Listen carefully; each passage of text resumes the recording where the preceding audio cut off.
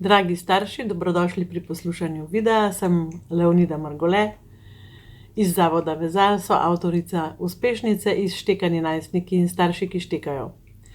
Danes sem za vas se odločila, da bom posnela en video o tem, kako kaznovati otroka. Zaradi tega, ker je teh vprašanj, kaj naj mu dam za kazen, res ogromno. Po telefonu, po mailu, na predavanjih najinih.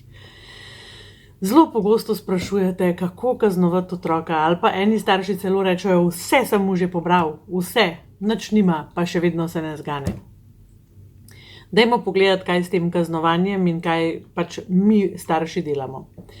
Danes sem dobila en mail od ene mame, ki je zelo tako lepo napisan, da ga lahko tako se analitično lotam in vam pokažem, kaj večina staršev dela, oziroma kaj delamo vsi, tudi jaz sem to delala. In zakaj se nam dogaja, da pač smo totalno neuspešni in nemočni pri, rečemo temu, kaznovanju naših otrok oziroma pri doseganju nekih boljših rezultatov, na katere smo tako strašno usmerjeni. Ta mama mi piše, da bo sin star 12 let, da je začel popuščati v šoli in da se velikokrat tudi zlaže o teh svojih rezultatih oziroma se zlaže sploh o tem, kaj se v šoli dogaja. Ker je želela rešiti to na drug način, skratka na način, da ga bo spremljala, da ne bo pač norela in kaznovala in grozila in pač uporabljala teh nepovezovalnih vedenj, o katerih jaz v drugih posnetkih tudi zelo veliko govorim. Je rekla otroku, če ne boš v šoli se poboljšal, to se pravi, če ne boš imel boljših rezultatov in če se boš še vedno lagal, ne boš šel v šolo v naravi. In kaj se je zgodilo? Otrok je v šoli se izboljšal in se zelo trudi, se je pa enkrat zlagal.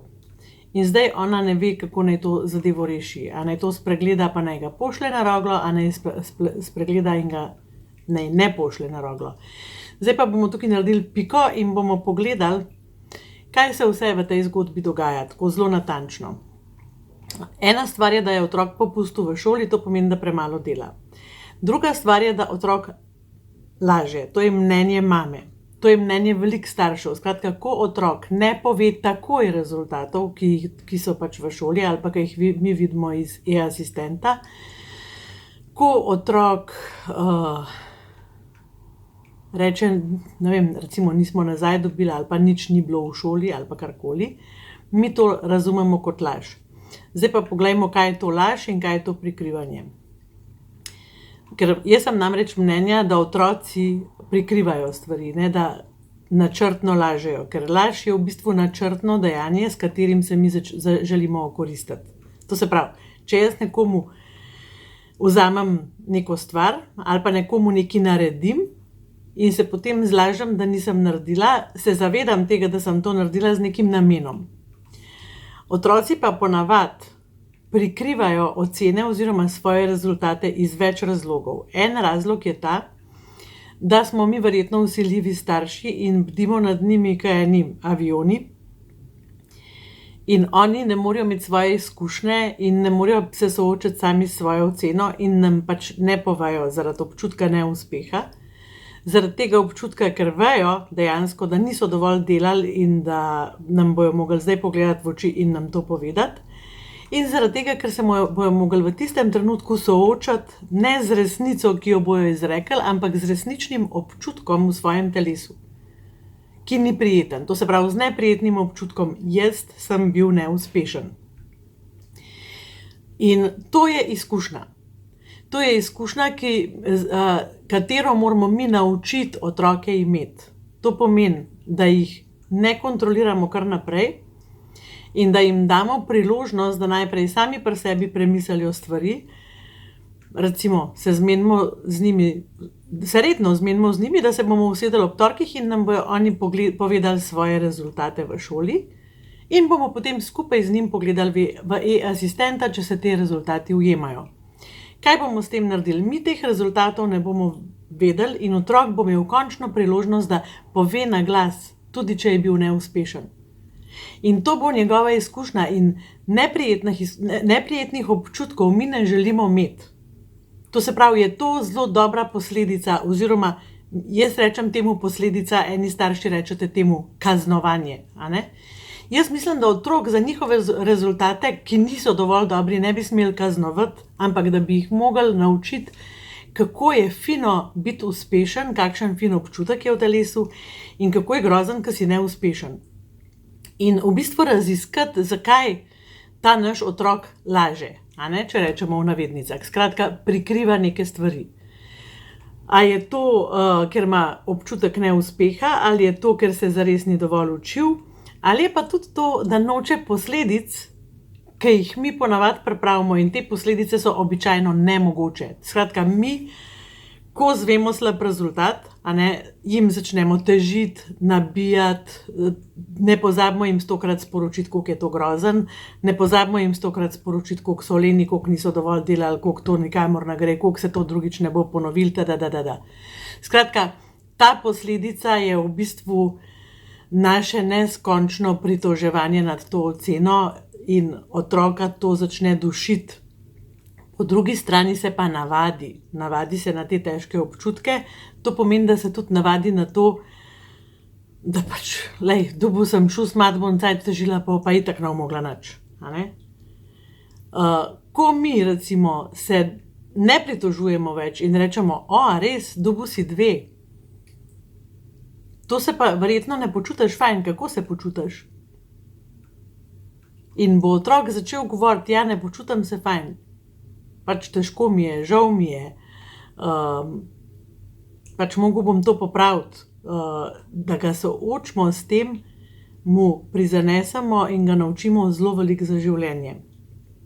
Zdaj pa pač smo to laž razdelali, a ne, skratka, kar je pomembno tukaj je, raziščimo, kaj so razlogi, da nam otrok prikriva stvari. To je res zelo pomemben del. In ne ga imeti takoj za lažnivca, ker otroci, a veste, niso oni načrtni lažnivci, ki bi se okoristili s svojo lažjo. To potem postanejo odrasli, a ne? Pojdimo zdaj pogledati, kaj je ta mama v bistvu naredila, da je padla v stisko, a ne? Kaj naj zdaj naredi? Dala je za možnost izbire 2 dejanji in 1 posledico. Skratka, rekla je, če ne boš lagal, in če se boš bolj potrudil, boš lahko šel v šolo v naravi. Vedno, kadar otroku dajemo izbiro, mu damo samo 1 dejanje in samo 1 posledico. To je ena stvar. Druga stvar je, vedno, ko mu damo izbiro, ne rečemo, če ne boš. Skratka, ni nobenih čejev tukaj. Vse ostalo ostane isto. To se pravi, dajmo izbrati 1 stvar. Imaš možnost, da se v šoli bolj potrudiš in greš v šolo v naravi. In imaš tudi možnost, da se v šoli ne potrudiš in ne greš v šolo v naravi. In zdaj vzemimo pač seveda težji primer. To se pravi, ni se potrudil in kaj se zgodi? Mi pridemo k njemu in mu rečemo, poglej, izbral si, da tokrat ne boš šel v šolo v naravi. Otrok se bo seveda pritoževal, otrok bo ven padel, otroku bo žal, otrok nas bo moledoval, prosim, sej drugič pa bom, pa ko pridem nazaj pa bom. In tukaj je pomembno, da mi to naredimo, kar smo rekli. To se pravi, da je posledica za dejanje. 1 dejanje, 1 posledica. Ta otrok bo imel izkušnjo, kar mami reče, to drži, in kar mami reče, ali pa kar oči reče, ali pa kar oba rečeta, zdaj je odvisno, v kakšni zasedbi ste v vaši družini, se bo zgodilo. V tem primeru jaz ne bi dala izbire, imaš priložnost, da ne lažeš in greš v šolo v naravi, ali pa se zlažeš, pa ne greš v šolo v naravi. Te možnosti ne bi dala, dokler ne bi raziskala, kaj je razlog za to, da meni otrok prikriva stvari. A veste, razlogov za prikrivanje stvari je lahko zelo veliko. Eden je ta, ki sem ga že prej razložila, drugi je ta, da otroci lahko imajo občutek, da zaradi tega našega odziva na slabe rezultate niso več povezani z nami, da ne pripadajo več k naši družini. Ta občutek pripadnosti je zelo pomemben. Skratka, nujno morate raziskati, kaj se dogaja z otrokom, takrat, ko si ne upa povedati resnice in ga spodbujati k temu, da to resnico pove. Kot sem že rekla, da se skupaj usedeta in potem pogledata, kakšno je realno stanje. Brez tega, da bo otrok za sabo imel grožnjo, da bo strašno kaznovan, da bo strašno ozmerjan, da bo ponižan, da bo karkoli se takega z njim zgodilo. Ampak da mu je napaka dovoljena in da verjamete v njega, da se to napako da popraviti. Poglejmo še enkrat principe možnosti izbire. Možnost izbire lahko uporabljamo namesto kaznovanja, je pa pomembno, da to delamo tako, kot je treba. Možnost izbire moramo vedno napovedati vnaprej, zato da otrok ve, med čim izbira in zakaj se odloča. To se pravi, kaj bo izbral, da bo dobil dobro posledico, a da bo dobil težko posledico. To je ena stvar. Druga stvar, vedno dajemo eno dejanje, ena posledica. Torej, se potrudiš, je ugodna posledica, se ne potrudiš, je neugodna posledica. Tretja stvar, zelo pomembna, nikoli ne uporabljamo besede če. Če se boš potrudil, se bo zgodilo. Vedno rečemo, imaš na voljo to, izberi. Jaz sem si velikokrat predstavljala rdeča škatla, modra škatla, katero boš izbral. Vedno, ko izbere slabo, mu rečemo, brez čustev, skratka v tej možnosti ne uporabljamo jeze, ne uporabljamo primerjanja, ne uporabljamo groženj, ampak rečemo, poglej, danes si izbral, da se to ne bo zgodilo. Drugič boš imel novo priložnost. Skratka, otroku povemo, danes se tole ni dobro končalo, ker si tako izbral, naslednjič lahko izbereš drugače. To so zelo pomembne stvari, ki jih pri izbiri moramo upoštevati in tudi starši se moramo tega naučiti. Zakaj? Ker je še en zelo pomemben princip v tem, vedno damo za težko posledico tisto, kar mi starši zmoremo speljati. Potem tega ne narediti zaradi tega, ker je vam pretežko. To se pravi, vnaprej premislite, a boste to lahko speljali. Ker sicer bo vaš otrok dobil sporočilo, itak samo govori. Takole, to je zdaj hiter odgovor. Ta mama me je vprašala, kaj naj zdaj naredim, a naj ga pustim na roglo ali ne. Oziroma v šolo v naravi. In jaz pač mislim, da je tukaj ona nespametno dala izbiro. Če bi to jaz naredila, ali pa kadar sem jaz to naredila, ker sem naredila kdaj, bi poklicala otroka in bi mu rekla, lej, naredila sem nespametno izbiro in kar cena mi je, da si se res ful trudil v šoli. Kar mi pa ni všeč in me tudi skrbi pa je, da si mi spet prikril nek rezultat, neko resnico. In o tem bi se rada pogovarjala s tabo, ampak na roglo oziroma v šolo v naravi greš.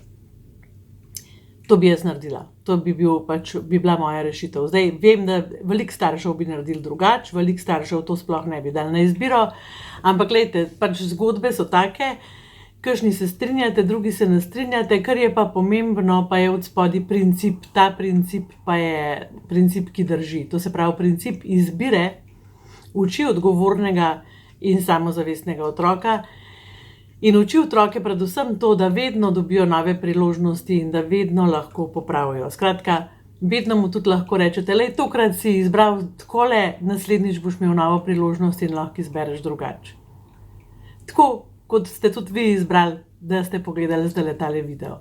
Hvala, ker ste bili z mano, naročite se na kanal Leonida in Albert, da boste dobivali obvestila o novih videih in se veselim, da boste spet naslednjič z mano. Srečno! Naj vam gre vzgoja odlično od rok.